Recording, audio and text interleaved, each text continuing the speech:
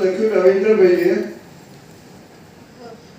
એટલે અત્યારે ગઈકાલે જ્યારે કુરિયરમાં આવવાનું હતું તે કુરિયર મોડું થયું. આજે સવારે મળ્યું આખી રાત ચિંતનભાઈ પણ જાગ્યા ચિંતન કરતા. સવારના 7 વાગ્યાનો ઉઠીને એમની ઇમારતો શોધવા ગયા. છેવટે ડોક્યુમેન્ટ મળ્યા પણ પુસ્તકનું પાર્સલ નહીં મળ્યું. એટલે એમનો ફોન આવ્યો કે ભાઈ હું પાર્સલ શોધું છું. એટલે એવું લાગે કે માંડવામાં કન્યા આવવા માટે આનાકાની કરી. છેવટે એમને પાર્સલ મળ્યું.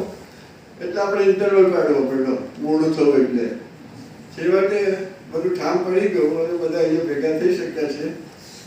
બગાસા આવે જ ઘણાને. તો પહેલા આપણે આ પુસ્તકની પૂર્વ ભૂમિકા માટે આમ્રપાલીબેનને કહીએ. વિમોચન પણ એ કરશે. તે પહેલા ચિંતનભાઈને અને રવિન્દ્રભાઈને પણ વાત કરવાનું કહીશું. એ લોકો જાણે છે કે દાવેડોપી ઠંડી થશે એટલે તે કહેશે. અને કપિલદેવને માટે બકુલભાઈ બોલશે, કારણ કે બે જણ વચ્ચે મિયા માલવનો સંબંધ છે.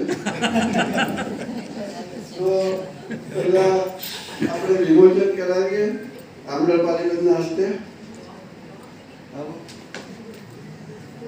તમારું તૈયાર છે? આવો.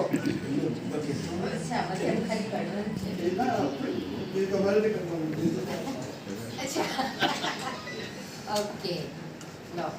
Yes sir.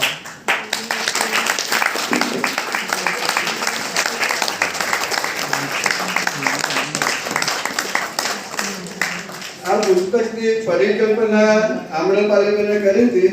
તો પહેલા એમને સાંભળીએ, પછી રવિન્દ્રભાઈને પણ સાંભળીશું કે શું કેમ એમણે આ પુસ્તક લખ્યું.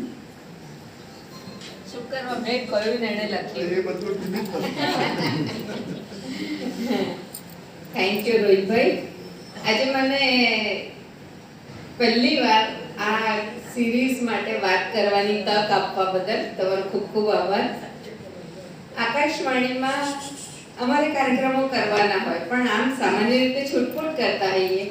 પણ છેલ્લા મારા રિટાયરમેન્ટના છેલ્લા 2 વર્ષ અમે 2-3 સિરીઝ કરી. અને એમાં પરિકલ્પના એ હતી કે સુરતના જે ટેલેન્ટેડ ગ્રુપ્સ છે એ બધાને હું આકાશવાણીમાં રિટાયર થયા પહેલા બોલાવી લઉં. પણ જે બોલતી ઇમારત એ નામની આકાશવાણીમાં સિરીઝ કરેલી, તમારે એ જો સાંભળવી હોય તો AIR ન્યૂઝ એ નામની ગૂગલ પર તમે સર્ચ કરશો, એમાં સુરત કરશો તો સુરતથી જે ડોક્યુમેન્ટેડ પ્રોગ્રામ્સ છે એ તમને એના પર સાંભળવા મળશે. અને એમાં એક આ સિરીઝ છે. બોલતી ઇમારતની કલ્પના એવી રીતે આવેલી કે લાંબા સમયથી જ્યાં જ્યાં શહેરમાં છૂટાછવાયા મોન્યુમેન્ટ્સ દેખાય ત્યાં અમે જવાનો પ્રયત્ન કરતા, પણ એની ખાસ માહિતી નહોતી મળતી. અને જ્યારે મારે સિરીઝ કરવાનું નક્કી થયું ત્યારે મેં પછી વિચાર્યું કે સુરતમાં આ પ્રકારની અવેરનેસ જ નથી.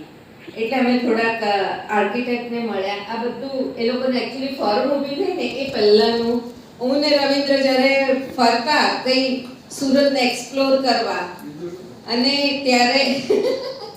ત્યારે આ પ્રકારની કલ્પના હતી કે સુરતમાં આપણે થોડીક તો અવેરનેસ લાવવી જોઈએ. કારણ કે કોઈ બહારગામથી ફરવા આવે છે તો આપણે હસીને ખુશ પણ થઈએ છીએ કે ખાવા પીવાની વાત, સુરતી લહેરીપણું જેનું કેરેક્ટર છે, પણ એનાથી બિયોન્ડ શું?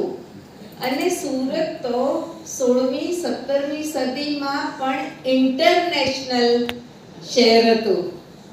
અને સુરતના જ લોકોને એની કોઈ વેલ્યુ નહીં.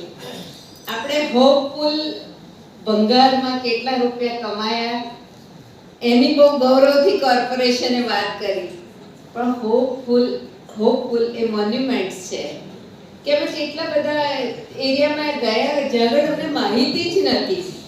એટલે હિસ્ટોરિકલ મોન્યુમેન્ટ હોવા છતાં એની ક્યાંય ચોપડે કાયદેસરની માહિતી અમને જોવા સાંભળવા નથી મળી, અને અથવા તો બહુ જ છૂટપૂટ બે ચાર લીટીમાં કંઈક માહિતી મળી હોય.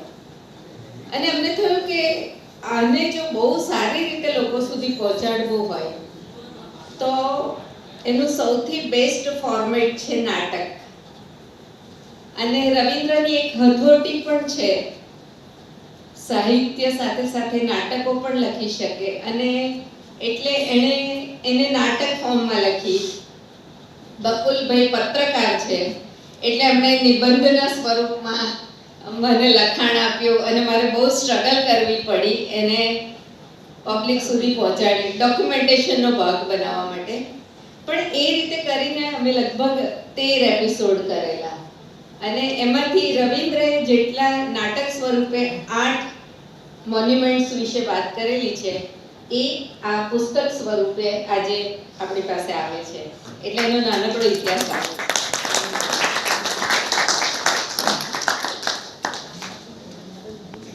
રવિન્દ્રભાઈ, આપ બોલો તે પહેલા આપને અમે ફૂલથી સ્વાગત કરીએ. મિતા ઉપર ક્યાં છે? મિતા ગીતાની મિતા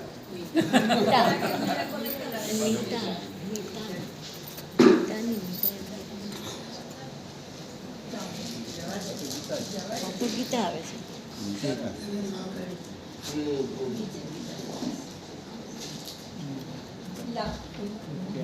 અહીંયાથી જ આપી દીધું.